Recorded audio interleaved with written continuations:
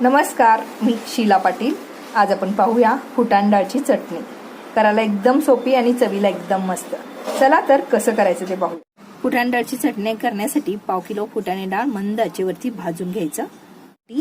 खोबरे अर्धा वाटी, लसूण 3 ते 4 चमचे, उडीद डाळ 3 चमचे, जिरे 3 चमचे, तीळ, लिंबावडा चिंचेचा गोळा घ्यायचा। 1 वाटी कढीपत्ता मंद आचेवरती भाजून घ्यायचं आणि भाजलेले शेंगदाणे अर्धी वाटी घ्यायचं। 1 चमचा मेथी दाणे मंद आचेवरती भाजून घ्यायचं। खोबरे शेंगदाणे सर्व मिश्रण मंद आचेवरती भाजून घ्यायचं।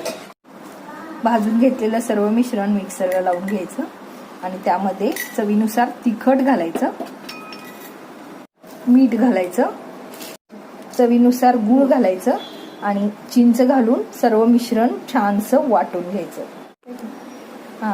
सगळं मिश्रण मिक्सरला लावून घेतल्यानंतर सगळं एकत्र करायचं आणि ही मस्त अशी ही चटणी फुटाण डाळची तयार होते। तुम्ही या पद्धतीने करून पहा आणि त्याची प्रतिक्रिया द्यायला विसरू नका। रेसिपी आवडली तर लाईक, शेअर, कमेंट करा।